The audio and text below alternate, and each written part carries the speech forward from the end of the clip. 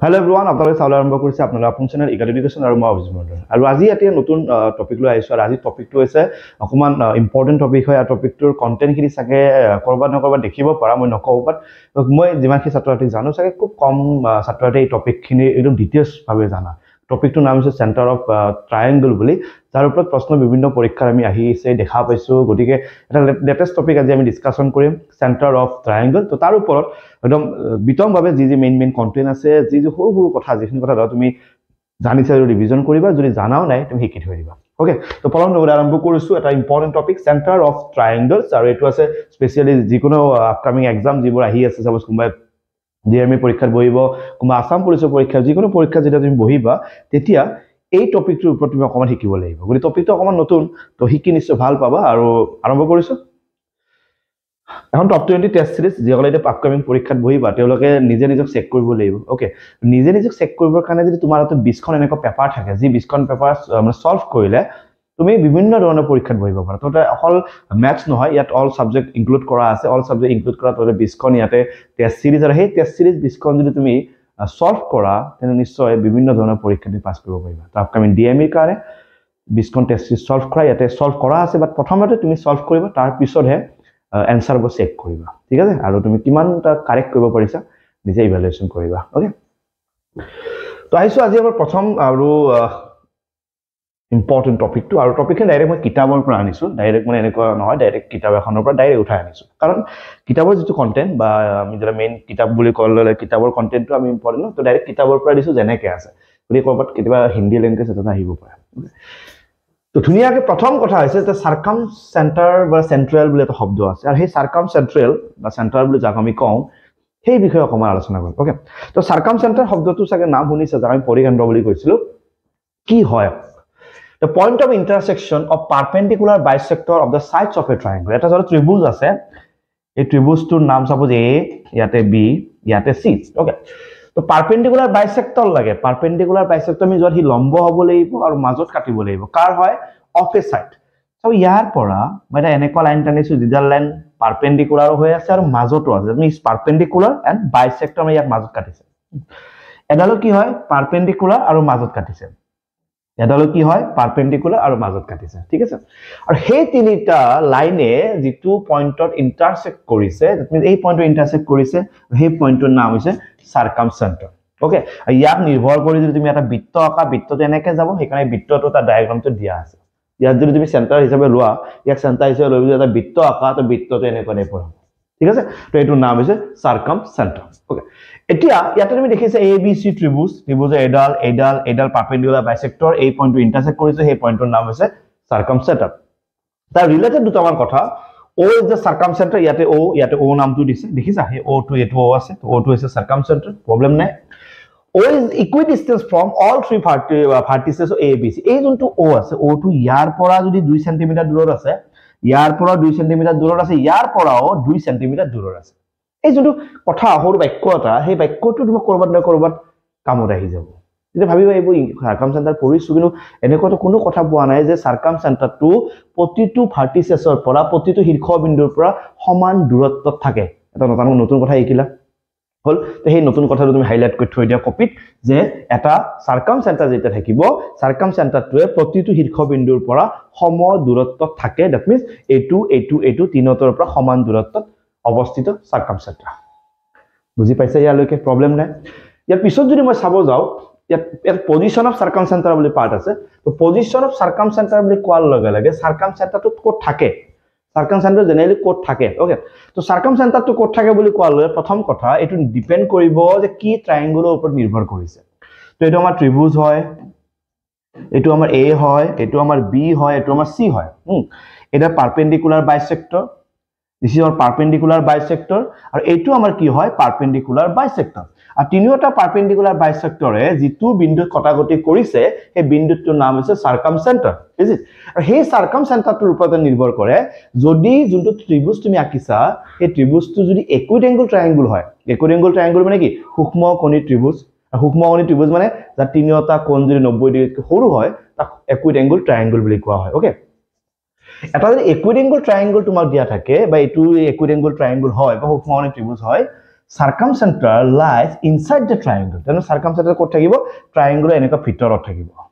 কাৰণ কেতিয়াবা তুমি ক'ব যে সবটো ভিতৰত থাকিব কেতিয়াবা অলপ বাহিৰত থকাও দেখা পোৱা যায় হেনেকুৱা एग्जांपल আছে মই তোমাক কৈ আছো এটু যদি সূক্ষ্মকোণী ত্ৰিভুজ হয় আৰু প্ৰতিটো কোণ যদি 90 ডিগ্ৰীতকৈ সৰু হয় তাৰ ইয়াৰ নাম সূক্ষ্মকোণী ত্ৰিভুজ আৰু ইয়াৰ যোনটো সাৰ্কামসেন্টাৰ এই সাৰ্কামসেন্টাৰ ইয়াৰ ভিতৰতে থাকিব এইটো ৰড দেখিছা এইটো সাৰ্কামসেন্টাৰ ভিতৰতে আছে ক্লিয়াৰ ইয়াত প্ৰবলেম নাই পিছৰটো চাইছো যদি এটো ৰাইট এংগল ট্ৰায়াঙ্গল বা এনেকুৱা যদি কিবা ত্ৰিভুজ হয় ত্ৰিভুজটো এ বি সি এটা ত্ৰিভুজ কি ত্ৰিভুজ সমকোণী ত্ৰিভুজ আৰু সমকোণী ত্ৰিভুজটো এনেকে না এনেকুৱা আঁকিব পাৰি হিয়তে এনেকে আঁকিছে এটো সব 90 ডিগ্ৰী হল সমকোণী ত্ৰিভুজৰ যেতিয়া তুমি পাৰপেন্ডিকুলাৰ বাইসেক্টৰ আঁকিব যাবা তেতিয়া ইহতৰ যোনটো সার্কামসেন্টার ওলাব এই সার্কামসেন্টারটো কি হ'ব lies at the mid point of the hypotenuse এই যেটা হাইপোটেনাস আছে হাইপোটেনাসৰ একেবাৰে মাজত থাকিব মানে এই পয়েন্টটো হৈছে সার্কামসেন্টার দেখা অলপ বেলেগ বেলেগ লাগিছে স্যার কেনে কি হ'ব এনেকা হ'ব লাগিছিল স্যার এনেকা লাগিছে না তোমাৰ এনেকা লাগিছে না স্যাৰ যে স্যাৰ এনেকা হ'ব লাগিছিল এনেকা এনেকা নহয় ইয়াৰ সাৰ্কামসেন্টাৰটো এনেকা মাজত থাকে কাৰণ মই সদায় কৈছো তাত নিৰ্ভৰ কৰি ত্ৰিভুজ এটো যদি বৃত্তটো আঁকিব পাৰিব লাগিব হয় না বৃত্তটো যদি আঁকিব পাৰিব লাগে ই যদি আঁকিত থাকে বৃত্তটো নহব কাৰণ এটো সাৰ্কামসেন্টাৰটোৰ লগত সাৰ্কুলাৰৰ সম্পৰ্ক আছে গতিকে এইটো কোড পৰে বুলি কৈছে mid point of the hypotenuse complete নতুন কথা শিকিছা এবাৰ জনাবা যদি তুমি নতুনকৈ শিকিছা তুমি এবাৰ কমেন্ট কৰি কবা হয় এইটো নতুনকৈ শিকিছা কল মনত থাকিব তো ইকুইড এংগল ট্ৰায়াঙ্গলৰ সাৰ্কামসেন্টাৰটো ট্ৰায়াঙ্গলৰ ভিতৰত থাকে right angle triangular circumcenter to hypotenuse or ekebare major অর্থাৎ মিড পয়েন্টত থাকে দুটা কথা শিকিলা 3 নম্বৰ যদি obtuse angle triangle হয় obtuse angle triangle মানে কি জীৱ ত্ৰিভুজৰ এটা কোণ 90 ডিগ্ৰীতকৈ ডাঙৰ সপোজ এনেকুৱা এই ত্ৰিভুজটো দেখিছা এটো কোণ 90 ডিগ্ৰীতকৈ ডাঙৰ তেতিয়া ইয়াৰ নাম কি হয় স্থূলকোণী ত্ৰিভুজ যাক আমি obtuse angle triangle বুলি কওঁ obtuse angle triangle কি হয় এটা সার্কামসেন্টার যেটো পৰিকেন্দ্ৰ বা সাৰ্কামসেন্টাৰ আছে ই সদায় আউটসাইড বাহিৰত থাকে কোণ ট্ৰায়াঙ্গুলাৰ বাহিৰত চ প্ৰথমবাৰ ভিতৰত আছিল যদি ইকুইড এংগল হয় ৰাইট এংগল হলে ভিতৰত নাই একেবাৰে লাইনডালৰ ওপৰত থিয় দি আছিল হাইপোটেনাসৰ ওপৰত কৰ্ণৰ ওপৰত আৰু যদি এনেকুৱা কিবা ত্ৰিভুজ কয় যেটো ত্ৰিভুজৰ নাম obtuse angle triangle হয় তেতিয়া ই সদায় কি কৰে এনেকুৱা বাহিৰত থাকে এইটো চোৱা হল okay and will be at the front of the angle which is obtuse ইয়াৰ একেবাৰে সন্মুখত থাকে ইমান মান জায়গাত থাকে ইমান মান জায়গাত কেন্দ্ৰ কৰি আমি এনেকা সাৰ্কেলটো আঁকিব পাৰো ই সেন্টার হৈ থাকিব লাগিব ন ই সেন্টার হৈ থাকিব লাগিব সার্কেলটো সেন্টার হ'ব লাগিব সার্কামসেন্টার মানে হি ত্ৰিভুজৰ লগত যদিও তাৰ ডেফিনেশন ই বৃত্তটো সেন্টাৰ হৈ থাকিব লাগিব তো বৃত্তৰ সেন্টাৰ এখিনি জায়গাত হ'ব পাৰিব নেকি এখিনি জায়গাত হ'ব লাগিব আৰু ইয়াৰ নাম হৈছে obtuse angle triangular সাৰ্কামসেন্টাৰ হলে ক'ত থাকে ত্ৰিভুজটোৰ পৰা বাহিৰত থাকে কিন্তু বাহিৰত থাকিলে যতে নহয় যেটো obtuse যেটো ডাঙৰ কোণ হে ডাঙৰ কোণটো সন্মুখত থাকিব নতুন পাইছা অলপ নতুন লাগিছে এলকে বুজি পাইছা না চোৱা ওকে ইয়াৰ পিছৰটো ওকে এটো কমান পিছত কৈ আছো দেই ওকে এটা ইম্পৰ্টেন্ট ৰুল এটা আহিছে ৰুলটো একেলগে আমি ক্লিয়াৰ কৰি লম ওকে ৰুলটো কি আহিছে চোৱা অকমান মই ফটোটো দেখা পাইছা না চিনি পাইছা circumradius of equilateral triangle suppose কেতিয়াবা যদি ত্ৰিভুজটো যদি সমবাহু ত্ৰিভুজ হয় কি হয় সমবাহু ত্ৰিভুজ সাপোজ এ বি সি তো সমবাহু ত্ৰিভুজৰ যদি আমি এটা circumradius ওলাব লাগে এই circumradiusটোৰ মানে যেটো আমাৰ কি বুলি কয় লেন্থ হে লেন্থটো কিমান হ'ব হল circumradiusৰ যোনটো লেন্থ হে লেন্থটো কিমান হ'ব সাপোজ এটো এনেকে গৈছে এটো এনেকে গৈছে এটো এনেকে গৈছে এটো ওকে তো circumradius মানে এইখিনি কথা কৈছে কাৰণ ইয়াৰ ওপৰত নিৰ্ভৰ কৰি আমি বৃত্তটো আঁকিছো ৰাইট তো তাৰ ওপৰত তোমাৰ সেন্টাৰ হয় তো সেন্টাৰৰ ওপৰত যদি আমি বৃত্তটো আঁকিম তো সেন্টাৰৰ ওপৰত বাউন্ডাৰীকে যিডাল লাইন থাকিব বা সেন্টাৰৰ ওপৰত বাউন্ডাৰীকে যিডাল তুমি ৰেখা দেখিছা এই লাইনডালৰ নাম কি হয় ৰেডিয়াস যাক আমি ব্যাসাৰ্ধ বুলি কওঁ হয় নহয় তো সেন্টাৰৰ পৰা বাউন্ডাৰীলৈকে যিডাল লাইন তুমি দেখিছা যাক আমি কি বুলি কওঁ ৰেডিয়াস বা ব্যাসাৰ্ধ বুলি কওঁ সেই ব্যাসাৰ্ধডালৰ যদি দৈৰ্ঘ্য ওলাব লাগে আৰু ত্ৰিভুজটো যদি সমবাহু বা ইকুইলেটাৰেল ট্ৰায়াঙ্গল বুলি মেনশন কৰা থাকে দেন তোমাৰ কাৰণে there is a formula is what side divided by √3 আৰু যদি সমবাহু ত্ৰিভুজ থাকিব এই সমবাহু ত্ৰিভুজ এটা বাহুৰ দৈৰ্ঘ্য থাকিব এটা সাইড থাকিব আৰু সেই সাইডক যদি √3 ৰে যদি তুমি ডিভাইড কৰিব যোৱা সেই তাৰ যদি ভ্যালু পাবা এই ভ্যালুটো কি বুলি কোৱা হয় সেইটো সাৰ্কামৰেডিয়াসৰ লেন্থ বুলি কোৱা হয় তই বুজি পাইছা কাৰণ পৰীক্ষা যদি মই এটা সমবাহু ত্ৰিভুজ আছে সমবাহু ত্ৰিভুজটোৰ যদি বাহু 6 সেমি হয় তেনে সাৰ্কামৰেডিয়াস কিমান হ'ব এটা সমবাহু ত্ৰিভুজৰ যদি বাহুৰ দৈৰ্ঘ্য যদি 10 সেন্টিমিটাৰ হয় তেন্তে তাৰ সাৰ্কাম ৰেডিয়াস কিমান হ'ব এটা তুমি কি ওলাবা বাহুটোক √3 ৰে হৰণ কৰিবা ইউ গেট দ্য ৰিজাল্ট থাকিব মনত আজিৰ পৰা কমপ্লিট নতুন এনেকুৱা প্ৰশ্ন তুমি মনত কৰা তোমাৰ যদি মই কোৱেশ্চন পেপাৰৰ প্ৰিভিয়াস দেখাই দিও কিছুমানৰ তুমি নিশ্চয় এনেকুৱা দেখিছা যদি তুমি একবাৰ এৰি থৈ আহিছা বা কবাৰ এনেকুৱা হৈছে দেখিছা যদি তুমি স্কিপ কৰি দিছা নেক্সট টাইম স্কিপ কৰিব নালাগে কমপ্লিট এটা নতুন কন্টেন্ট এৰ মই লেটেস্ট টপিক বুলি কৈছো এই কাৰণে insert the point of intersection of the internal bisector of the angle of a triangle suppose এটা ত্ৰিভুজ আছে ত্ৰিভুজটোৰ এই কোণটো আৰু এই কোণটো আৰু এই কোণটো angle বুলি কৈছে নাই internal bisector of angle এটু কোনবে মাজত কাটি আহিলে এটু কোনবে মাজত কাটি আহিলে এটু কোনবে মাজত কাটি আহিলে আইলে ইয়তে যেটো পইণ্টৰ ইন্টাৰসেক্ট কৰিছে সেই পইণ্টৰ নাম হৈছে ইন সেন্টাৰ কি বুলি কয় ইন সেন্টাৰ হ'ব সেই ইন সেন্টাৰটো দেখিছা এটু ইন সেন্টাৰ ওকে আৰু এটু সেন্টাৰটোৰ ওপৰত বেস কৰি আমি এটা যদি বৃত্ত আকো এটু এনেকে যাব ক্লিয়াৰ ওকে আৰু ইয়াৰ পৰা ইয়ালৈকে যেহি পাৰ্ট হে পাৰ্টখিনি কি বুলি কয় ইন ৰেডিয়াস বুলি কয় শব্দটো কৰবাৰ আছে ইয়েস ইন ৰেডিয়াস মনত থাকিব এটু কি বুলি কয় এই সেন্টাৰৰ পৰা ইয়ালৈকে যেহি পাৰ্ট হে পাৰ্টটো কি বুলি কয় ইন ৰেডিয়াস আৰু ইন ৰেডিয়াসৰ লেন্থটো কেনেকৈ হলে স্যাৰ ইন ৰেডিয়াসক যদি আৰ এ ৰিপ্ৰেজেন্ট কৰো তাৰ এটা ফৰ্মুলা আছে area of triangle divided by semi perimeter ত্ৰিভুজটো যোনটো কালি এই কালিটো কি কৰিব লাগে ইয়াৰ সেমি পেৰিমিটাৰ বুজি পাইছা ন এটু বাহু প্লাস কৰিবা তাৰ আধা লবা সেমি পেৰিমিটাৰ গুড ইয়াৰ যেটো কালি হে কালিটোক যদি সেমি পেৰিমিটাৰেদি হৰণ কৰা হয় তেতিয়া আমি কাৰ ভ্যালু পাম ইন ৰেডিয়াসৰ ভ্যালুটো পাই যাম বুজি পাইছা ওকে এটো incentre and inradius okay এটা ইন সেন্টাৰ থাকে কত তাৰ কাৰণে আমি তাৰ আগতে এটা বস্তু চাই লম যদি এটা ত্ৰিভুজ আমাক কোৱা থাকে যে ত্ৰিভুজটো সমবাহু তো সমবাহুৰ ক্ষেত্ৰত অলপ কন্ডিশনবোৰ বেলে অকমান আগতে পাইছিলা সমবাহু বুলি যদি কোৱা থাকে ইয়াৰ যদি কোণ কেটা মাজত কাটি যদি কোনোবা আহি যায় তেতিয়া ইয়াৰ পিয়াৰকে আহিলে কি বুলি কয় মই ইন ৰেডিয়াস হে ইন ৰেডিয়াসৰ ভ্যালুটো কেনেকে ওলাম যদি হে ত্ৰিভুজটো সমবাহু হয় তো তাৰ কাৰণে এটা সূত্ৰ আছে বাহু ডিভাইডেড বাই 2√3 মানে কি লিখিব লাগে এটা সাইডৰ তলক কে দি হৰণ কৰিব লাগে 2√3 হল অকমান আগত কেনেকে সাৰ্কাম ৰেডিয়াসটো কেনেকে ওলাইছিলা সাইডৰ কে দি হৰণ কৰিছিল √3 আৰু ইন ৰেডিয়াস কেনেকে সাইডৰ কে দি হৰণ কৰিবা 2√3 হল সো এটা কোৱেশ্চন দিয়া আছে PQR is an equilateral triangle the side to কিমান দিয়া আছে 3√3 তে কৈ দিছে ইন ৰেডিয়াস কিমান তো ফৰ্মুলাটো কি হ'ব side divided by 3√3 side কিমান আছে 3√3 divided by again 3√3 cancel কৰিলে কিমান ওলাব 1 ওকে 2√3 নাই 3 ও সৰি এটো 2√3 আছে ওকে 2√3 হলে কি হ'ব √3 কাটি গল 3/2 ওলাব 3/2 পইণ্টত লৈ যাব পাৰা 1.5 ওকে এটো 2√3 3 নহয় ওকে ভ্যালুটো এ দিয়া আছে 3√3 আৰু এটলটো দিয়া আছে 2√3 ওকে তো গোটে ক্যান্সেল না যায় বাৰু 1 নহয় তো 3/2 থাকিব 3/2 মিন্স আধা ওকে মানে 2 ৰ আধা মানে 3 ৰ আধা হ'ব 1.5 তো প্ৰপাৰ্টিজ অফ ইন সেন্টাৰ কেটামান ৰুল আছে তে ৰুল কেটা চাই লবা ইন সেন্টাৰ সদায় ট্ৰায়াঙ্গুলাৰ ভিতৰত থাকে ইন সেন্টাৰ সদায় ট্ৰায়াঙ্গুলাৰ ভিতৰত থাকে ইন সেন্টাৰটো সদায় কি হয় equidistance from all three sides of the triangle triangular বাহুৰ পৰা সমান দূৰত্ব আগৰবাৰ কি আছিল ভাৰ্টিসেছৰ পৰা সমান দূৰত্ব এবাৰ কি কৈছে ত্ৰিভুজটোৰ বাহুৰ পৰা সমান দূৰত্বত থাকে ওকে ঠিক আছে বুজি পাইছে এই দুটা ওকে নেক্সট কোৱা আছে incentre divide each angle bisector in the ratio of length of sum of two adjacent sides and opposite side যেতিয়া এটা ত্ৰিভুজৰ ইন সেন্টাৰটো থাকিব ইন সেন্টাৰে কাক ডিভাইড কৰে প্ৰতিটো কোণৰ যোনটো বাইসেক্টৰ আছে বাইসেক্টৰক আমি কিয়ে ডিভাইড কৰে এটা অনুপাতত ডিভাইড কৰে কেনেকুৱা length of side of two adjacent sides of the opposite side এই দুটা বাহু আৰু এই যোনটো বিপৰীত বাহু এই দুটা বাহুৰ যোগফল আৰু বিপৰীত বাহুটোৰ অনুপাত বা ধৰা এটো বাহুৰ নাম b এটো বাহুৰ নাম c তো কি হ'ব b + c আৰু এটো বাহুৰ নাম কি a মানে এনেকুৱা অনুপাতত বিভক্ত কৰে যদি ইহত দুটা লং c + a তাৰ লগত কোনি আহিব b এনেকুৱা অনুপাত হেতু যদি লং a + b ইছটো কি হ'ব c এনেকুৱা অনুপাতত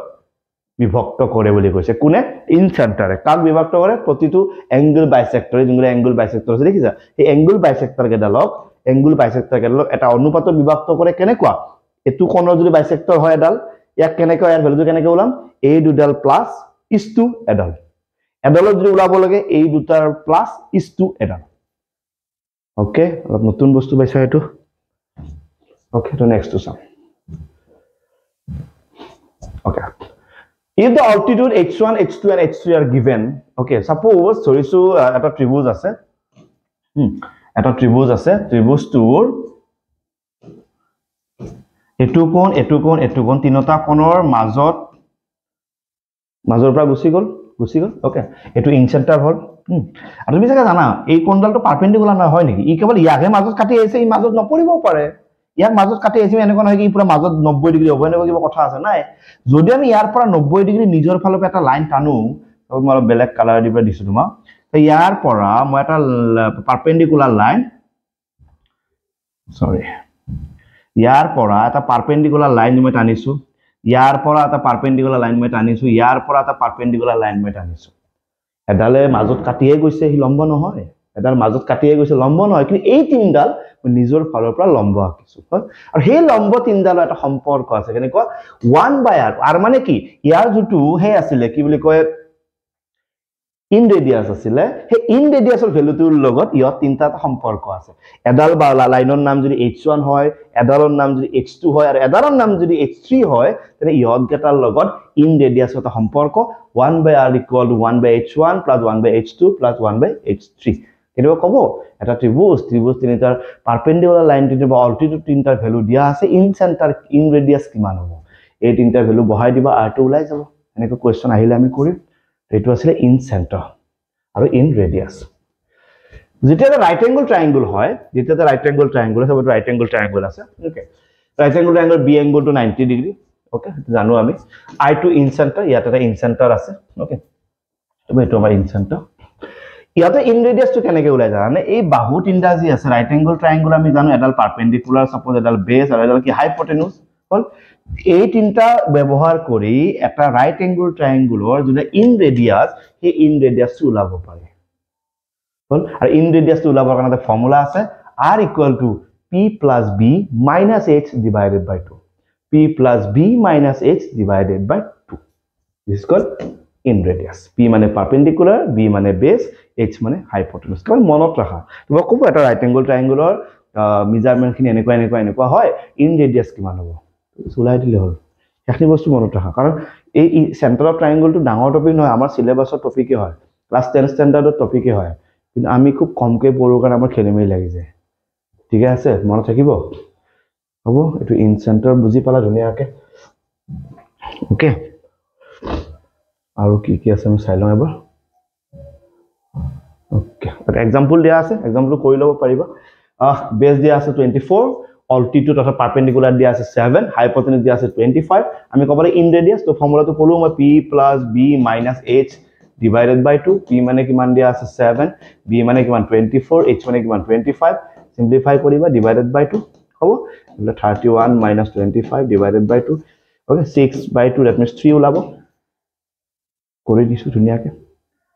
হ'ব বুজি পাইছা তো এনেকুৱা ইন ৰেডিয়াস ইন সেন্টাৰ ভাল টপিক খিনি বুজাই ইয়াৰ আৰু কেটামান পাৰ্ট আছে সেন্ট্ৰয়েড এটা আছে আৰু কিবা কিবি আছে হেকাটাও মই আনি দিম বাৰু এটো ফাৰ্স্ট পাৰ্টটো কৰাই আছে সেন্টাৰ অফ ট্ৰায়াঙ্গল আৰু দুটামান বস্তু আছে লাগে না লাগে কমেন্ট কৰি জনাবা লেটেস্ট টপিক এনেকুৱা ভাল টপিক খিনি মই তোমাক ইয়াত দিম ধুনিয়াকে ফ্ৰী কে ম্যাথ কৰি থাকা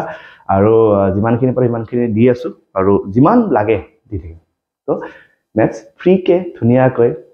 1 টকা খৰচ নকৰাকৈ ম্যাথ কৰিব পাৰি তাৰ কাৰণে ইগাল এডুকেশ্যন আছে তোমাৰ লগত সদায় পঢ়াই আছে নিস্বাৰ্থ হবে ওকে তো চাই থাকিলে হল কেৱল আৰু মনৰ যেটো ক'ব লগা থাকে কমেন্ট কৰি কয় থলে হল